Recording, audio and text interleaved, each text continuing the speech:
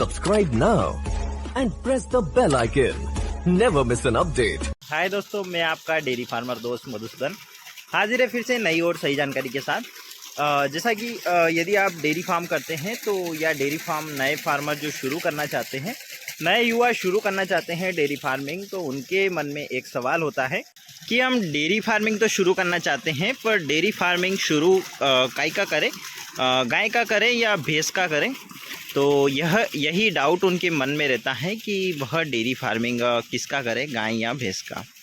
तो जैसा कि यदि आप भैंस का डेयरी फार्म करते हैं तो कहीं ना कहीं भैंस में उतना प्रॉफिट नहीं है जितना एक गाय में है। भैंस में बीमारियां कम आती हैं पर प्रॉफिट उतना ही कम होता है, क्योंकि जब आप एक भैंस लेके आते हैं और एक गाय लेके आते हैं तो दोनों यदि आप 1 जनवरी को लेके आते हैं और दोनों 1 जनवरी को जनती हैं, यानी 1 जनवरी को दोनों बच्चा देती हैं, तो कहीं ना कहीं दोनों की मिल्किंग 1 जनवरी या लगभग 5 जनवरी से शुरू हो जाती हैं।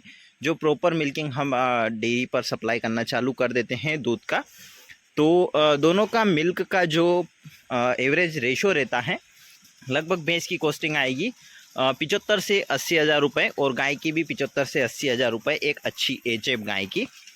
और भैंस का जो मिल्किंग है वो रहेगा लगभग 3 से 5 लीटर मैक्स टू मैक्स रहेगा, और गाय का जो दूध रहेगा वो रहेगा लगभग 6 से 7 लीटर और हो सकता हो तो। और जब आपकी भैंस को भी आए 1 महीना हो जाएगा तो उसका दूध वो का वही रहेगा लगभग 3 से 5 लीटर, परंतु गाय का अच्छी केयर के साथ साथ दूध हो जाएगा लगभग 8 से 10 लीटर।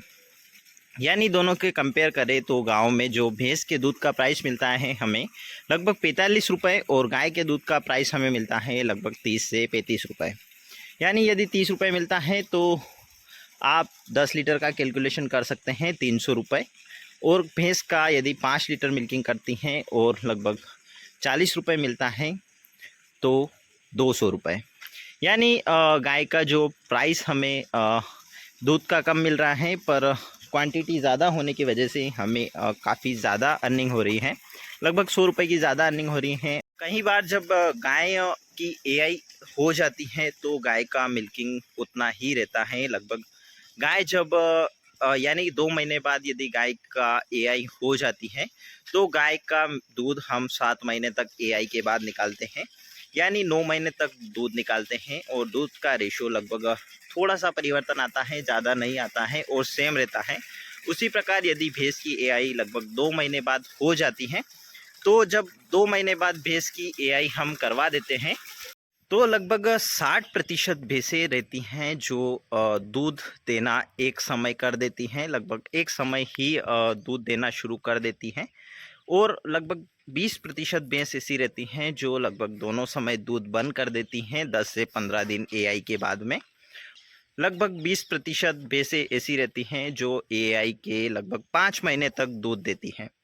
तो यानी भैंस जब एआई हो जाती हैं तो पूरे कंटिन्यू दूध नहीं देती हैं, और गाय एआई जब हो जाती हैं कंटिन्यू दूध देती रहती हैं, और उसे लगभग 2 महीने 1 साल में दूध बंद करना होता है, जिससे कि हमें जो गाय हैं कंटिन्यू हमें दूध देती रहती हैं और हमें दूध का प्राइस और उसका खर्चा निकलता रहता है। परंतु भैंस जब 5 महीने एआई के बाद ही दूध देती हैं तो हमें उसे 5 महीने संभालना होता है और उसकी केयर करना होता है। बिना उसके दूध से कोई वो खर्चा नहीं देती हैं हमें डेली का। उसके जो अनाज हम उसको देते हैं, फीड उसे देते हैं, तो उसका खर्च रोज़ वह नहीं दे पाती हैं, परंतु गाय आखिरी समय तक उसका जो खर्चा है वो वहन करती हैं।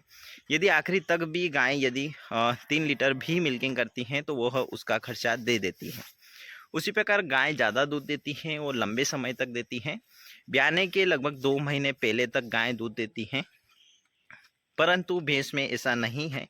भैंस एक तो दूध कम देती हैं और ऊपर से उसकी एआई के बाद में कई सारी भैंसें एक समय हो जाती हैं, कई सारी भैंसें दोनों समय बंद हो जाती हैं दूध, और कई सारी कुछ भैंसें ऐसी होती हैं जो आखिरी तक दूध देती रहती हैं। नए युवा यदि डेयरी फार्मिंग शुरू करना चाहते हैं और डेयरी फार्मिंग कर रहे हैं तो आप मेरे ख्याल से गाय का डेयरी फार्मिंग ही शुरू करें, ताकि गाय के डेयरी फार्मिंग में ज़्यादा अर्निंग है बजाय भैंस के डेयरी फार्मिंग में।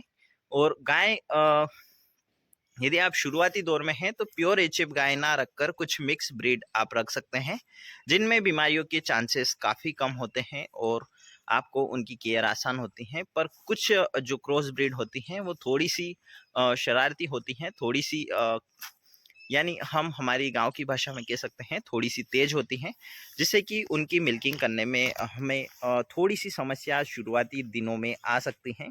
तो आप जब गाय खरीदें, यदि सेकंड लैक्टेशन की खरीदें तो उसके पहले वाले लैक्टेशन का पूरा जानकारी लें और उसको हाथ लगाकर देखें कि गाय लात तो नहीं मार रही।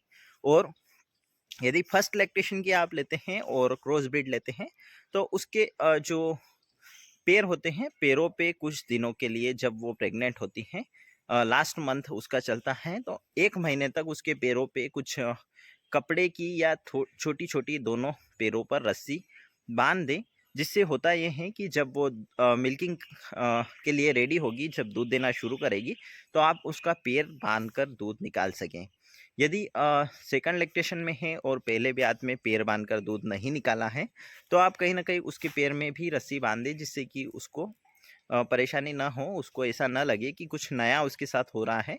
उसको पैर से रस्सी बांध दें, ढीला कपड़ा बांध दें, जिससे कि उसको लगेगा कि ये कंटिन्यू बंधी रहेगी और वह दूध देने में परेशान नहीं करेगी। और सभी गायों का आप, यदि आपकी गाय आसानी से दूध देती हैं या नहीं देती हैं, आप पैर बांधकर ज़रूर दूध निकालें, जिससे उनको पता रहे कि मिल्किंग हो रही हैं और उन्हें उछल कूद नहीं करना है।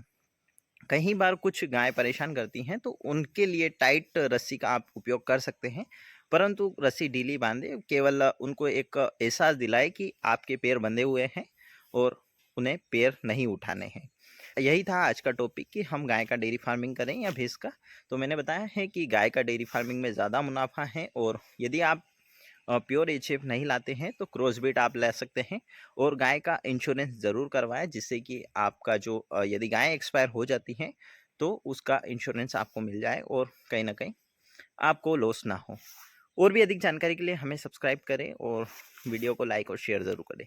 Thank you for watching, thank you for subscribe. मिलते हैं अगले वीडियो में।